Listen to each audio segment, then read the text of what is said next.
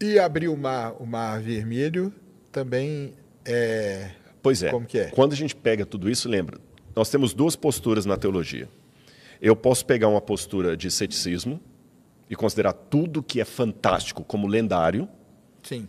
ou eu posso Ou falar, você não. pode ter uma interpretação Interpretação, exatamente. Tá. Agora, só que, para eu Você é falar mais da linha da interpretação. da interpretação, mas eu sou conservador. Como assim? Conservador no sentido de, eu acredito que Jesus realmente ressuscitou, eu não acredito que aquilo é apenas uma parábola, eu acredito que realmente Mas você Jesus acredita fez que milagres. tem algumas parábolas na Bíblia? Tem parábolas Ou não? na Bíblia. Ah, você acredita? Acredito, claro. Mas aí que vem a minha questão para formatar essa resposta aqui.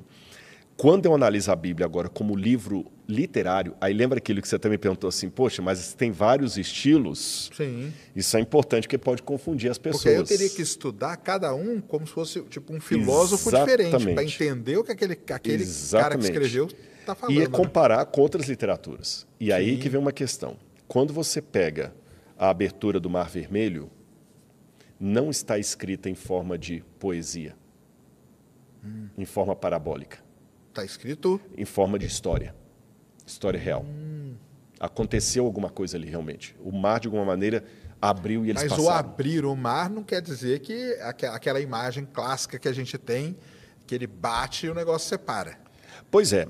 Como os detalhes, a gente não estava lá. A Bíblia só fala que Moisés ergueu o cajado, o mar se abriu. Então, vamos colocar as hipóteses aqui. Pode ser que foi instantâneo. Pode ser. Pode ser que Moisés levantou o cajado, o pessoal ficou esperando, daqui a pouquinho a água começou a baixar a maré e o pessoal foi. Tudo é possível. Você entendeu? Então, essas possibilidades existem, porque é como se eu fosse... A Bíblia, às vezes, reduz em 3 versículos 20 anos de história. Isso que é o que é fogo, né? Você entendeu? Então, você tem que saber separar assim. Olha, o Sérgio... Foi o seguinte, o Sérgio veio para Campinas, aí ele estudou em Campinas e tirou o diploma dele aqui. Tá, mas eu contando isso assim, parece que você veio para Campinas na terça-feira, na quinta-feira você saiu com o diploma. Você ficou 5 anos aqui. Isso. Tá certo? Então esses detalhes tem. Agora o que a gente não pode fazer é ficar tentando encontrar um arranjo histórico para justificar aquilo ali. Não, na verdade, aquele que tem uma época do ano mesmo que a maré fica baixa, o pessoal aproveitou isso, mas como é que explica então que o exército de Faraó depois morreu afogado? E detalhe, você sabe que agora que nós estamos fazendo esse bate-papo aqui, teve um achado arqueológico importantíssimo, que foi a tumba de Tutmose II. Você falou, explica aí o que é isso. O Tutmose II era o marido de Hatshepsut, não precisa dar nó na língua com esses nomes, não. E na cronologia bíblica, o Tutmose II provavelmente era o pai do faraó do Êxodo, Tutmose III. Êxodo, explica aí para quem não sabe o que Êxodo é o segundo livro da Bíblia que conta essa parada da abertura do Mar Vermelho. Que foi por onde passaram os hebreus, quando fugiram do Egito. E na tumba do Tutmose III, há uma oração da Amduat. Todos tinham a oração da Amduat, mas a dele tem uma oração específica na 12ª hora, onde ele implora ao deus Horus que traga ar para a multidão que morreu afogada por seguir a sua carne. Caramba. Tem ali atrás, não vai dar para a câmera pegar, mas você consegue ver, estão vendo ali atrás aquele papel ali, um papiro? Papiro de Ipulver. Esse papiro, o original dele está na biblioteca de Leiden, na Holanda. E o papiro de Ipulver é um papiro egípcio, um documento egípcio, onde o Ipulver, que era um escriba egípcio, ele clama ao deus Horus, de novo, por que as desgraças estavam acontecendo no Egito. E ele fala, deus Horus, por que o Nilo se tornou em sangue? Por que as trevas estão em toda parte? Por que os filhos dos nobres estão morrendo de maneira inesperada? Por que os escravos estão fugindo e levando no seu pescoço o nosso ouro? Olha, Rio Nilo se tornando em sangue, crianças morrendo de maneira inesperada, trevas por toda parte. Aí agora tira o papiro Ipulver, vai ler o Êxodo, as 10 pragas de Moisés. Entendi. Então você vê um testemunho das pragas de Moisés para alguém que estava lá. Então alguma coisa aconteceu. Você está entendendo? Porque aí o problema, eu acho que é encontrar essa relação, né?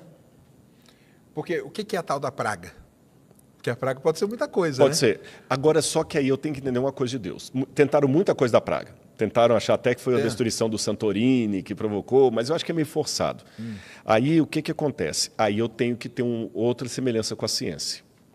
Assim como tem eventos naturais que o método científico não alcança, apenas descreve, concorda comigo? Falei certo?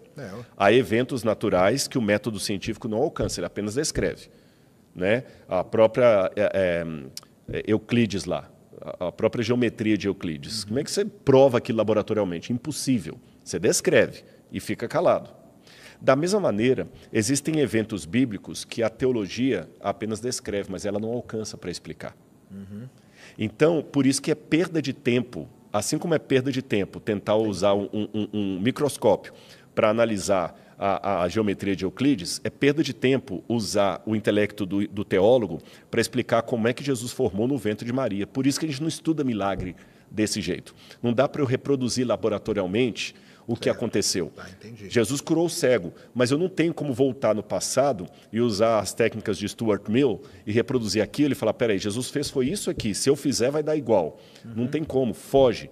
E Deus, esse era um dos problemas que Bertrand Russell usava para negar o milagre, que é falar assim, se existe milagre, Deus está infringindo suas próprias leis. Porque o milagre é uma infração da lei natural. Só que o Bertrand Russell, apesar de ser um cara que ganhou o Prêmio Nobel de Literatura, ele foi uma grande bobagem, porque você sabe que na natureza, a natureza está repleta de leis contraditórias que às vezes entram numa sincronia e elas são contraditórias. E, por exemplo, por que nós não entramos em combustão? Sendo que nós temos todo o elemento da combustão. Quando eu jogo um objeto para cima, a lei da propulsão faz com que a lei da gravidade fique caladinha. São leis contraditórias. Porque a lei da propulsão, se eu joguei, a lei da propulsão demanda que o objeto suba. Mas a lei da gravidade demanda que ele desça. Então, não estou quebrando a lei da gravidade quando eu jogo algo para cima. Eu estou apenas trabalhando com duas leis contraditórias, de uma maneira que elas entram em harmonia, permitindo que, temporariamente, o objeto suba ao invés de descer. Até encontrar ali uma resistência. Até encontrar, exatamente, mas eu não estou quebrando a lei da gravidade em fazer isso. Deus também, ao operar o milagre, ele pode usar uma lei que nós não conhecemos e que coloca outra em suspensão. Simples assim. Só que eu não tenho como reproduzir isso em laboratório. Por isso que a gente não tenta explicar o que aconteceu, porque senão você vai negar a própria capacidade divina de operar um milagre. Entendi. Porque uma outra coisa que eu queria saber também, na hora que eu estava perguntando, claro, você lê várias vezes a Bíblia. Sim, várias vezes. Tipo, tem livros aí de João, você pode ler várias vezes. E cada vez que você lê, você descobre coisas novas ali? Sim. Ou você interpreta de maneira diferente? Descobre coisas novas. Jesus falou isso. Jesus falou o seguinte, todo escriba versado no reino é como um pai de família que abre o baú e tira sempre coisas novas e velhas. E Deus fala o coração da gente através da Bíblia. Tem esse detalhe também. Deus fala ali. É um livro formidável. Como eu falei, é um livro que ele ganha o coração da senhorinha lá que tem a 4ª série primária ou semi-analfabeta e ganha o coração do camarada que é PhD. Ele fala ao oriental ou ocidental, ao cara do século XX ou do século XVI. A Bíblia é muito, muito universal nesse sentido. E, como eu falei com vocês, são dezenas de autores. Sim. Eu falei 60, que agora errei, são cerca de 40 autores que a Bíblia teve, 66 livros. E esses 40 autores, eles nunca entraram em contato com eles para escrever um livro juntos. E a Bíblia ela tem, parece que uma unidade literária perfeita. Um não contradiz o outro. É muito, muito formidável. Agora, você me perguntou dos livros que eu gosto, é uma escolha de Sofia, mas um dos que eu mais amo é o livro de Eclesiastes. É onde o Salomão fala do vaidade, tudo é vaidade. E aí o Salomão, para mim, ele dialoga tanto, é o livro que mais dialoga com o mundo cético e ateu. Ah, é? É. Mas por quê? Porque o Salomão vai mostrar que se não existe Deus, o que é a vida? Ele fala que é Havel Havelim. Havel Havelim em hebraico significa sopro de sopros. Ele fala Havel Havelim. Todo na vida é um Havel Havelim, quer dizer, sopro de sopro. Aí ele fala o seguinte, você pode ter sucesso, você pode ter fama, você pode ter dinheiro, mulher, não há nada de novo debaixo do sol. Tudo vai perecer. Entendi. Resumindo o Eclesiastes numa frase, eu poderia citar aqui o Fernando Pessoa. Fernando Pessoa diz o seguinte: o que é o ser humano senão um cadáver adiado que procria? É verdade. Você entendeu? Aí depois ele termina mostrando que o fim de todas as coisas é o juízo de Deus. É por isso que a gente tem que ter... Por isso que, quando você me pergunta assim, poxa, mas alguns podem interpretar que é uma baita de uma injustiça, Deus curar uns e não curar outros e tudo mais e tal, é porque as pessoas estão presas demais ao plano aqui da matéria. Ah, sim. Aí o Salomão te sugere a elevar a cabeça acima das nuvens e enxergar o plano espiritual, o plano que está acima de tudo isso, e não ficar apenas no terrestre. Porque se você ficar só aqui, você não vai ver todas as coisas. Olha que interessante, diz que Deus colocou, o próprio Salomão fala, no coração do homem a eternidade, Haolam em hebraico. Só que as coisas mais preciosas vão te abandonar um dia. Aquelas coisas pelas quais você luta tanto, um dia elas vão te abandonar. Sua saúde, um dia vai te abandonar. Sua beleza, um dia vai te abandonar, você vai ficar velho. As pessoas que você ama, um dia elas vão te abandonar. Um dia elas vão morrer ou te sepultar. Então, tudo é só isso. Aí Salomão fala, se não tem um plano superior, se não tem Deus, estamos correndo atrás do vento. Legal. Só correndo atrás do vento. Ô, Cris, aqui eu estou vendo que a câmera geral aqui, ela consegue mostrar aquela escrita lá atrásão, ó, que está bem atrás do Rodrigo lá. Isso, vamos colocar ali só para dar um spoiler. A gente visitou, só para o pessoal entender aqui, vai sair do Ciência Sem Fim, pessoal. Nós fizemos uma visita aqui no museu, falamos de vários setores aqui. Então tem, né, toda uma cronologia, né, que você vem andando e vai andando em tudo. Essa parte que está aqui, onde vocês estão vendo essa carruagem, agora aprendi que aqui é a carruagem, que está bem aqui atrás do Rodrigo, é a parte do Egito. Então ali no cantinho tem uma múmia e tal. E lá, ó, Cris, aquela parede lá atrás, ó. Até para a gente explicar que tem aquele negócio legal ali, né? A estela de Meremptah. Isso. É a mais antiga referência a Israel fora da Bíblia. Olha aí que legal. Consegue pular, Cris? Sim, estou deixando mais perto lá. É aquela câmera ali, ó. Isso. Isso. Aí, agora dá um zoom lá, ó. Vamos ver. Está mirando bem ali a parede, ó. Isso. Põe aí na câmera. Vai dando um zoom. Vai. Só isso. Vai lá. Mais um pouco.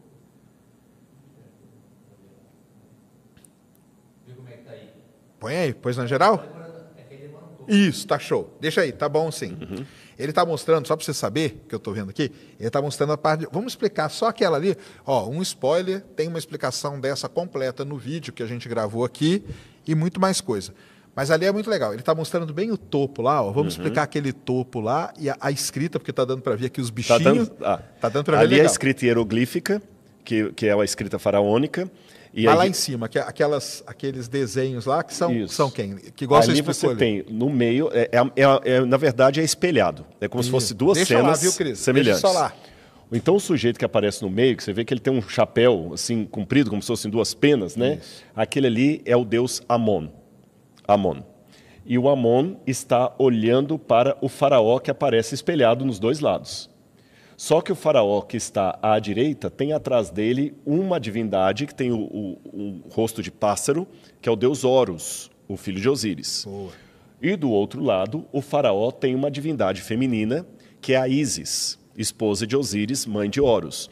E ali ele está recebendo o poder dele, a coroa dele, vindos da mão do deus Amon, que era o deus, uma das grandes divindades egípcias. E o curioso é que logo abaixo ele tem a escrita das conquistas dele. E lá mais abaixo ele vai falar que ele conquistou a Canaã e destruiu Ashkelon, que hoje é onde é a faixa de Gaza. Olha que legal, e destruiu Israel, e sua semente não mais existe. Olha isso. Certo? E Israel está aí até hoje. E é uma comprovação que nessa época, estou falando aí do 13º século antes de Cristo, você já tinha a terra... 13 séculos antes de Cristo. Antes de Cristo. Se pegar hoje aqui, eu estou falando 3.200 anos aproximadamente, né? Atrás. Os caras já estavam brigando. Já estavam brigando e estavam chamando a terra de Israel. E um detalhe curioso que eu não falei lá para o Serjão, a expressão destruir Israel e sua semente não mais existe. Lembra aquele negócio que falou da literatura? Olha como é que isso me ajuda a entender a Bíblia. Quando você faz um estudo das expressões idiomáticas e das hipérboles, você vê que uma maneira de mostrar triunfo é falar matei todo mundo, matei criança, matei todo mundo. Isso não é literal.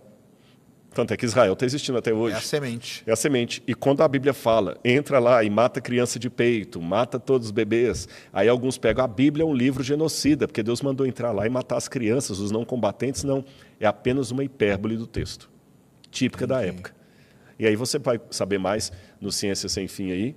E você que tá assistindo esse vídeo aqui no Talk Flow, dá pra você virar membro, cara, do Flow agora. É um botãozinho do lado do botão de se inscrever. A gente faz um programa semanal só pros membros. Olha. Então fique esperto aí. Se quiser virar membro, tá bem aqui do lado, é mó merreca, custa menos de R$8, irmão.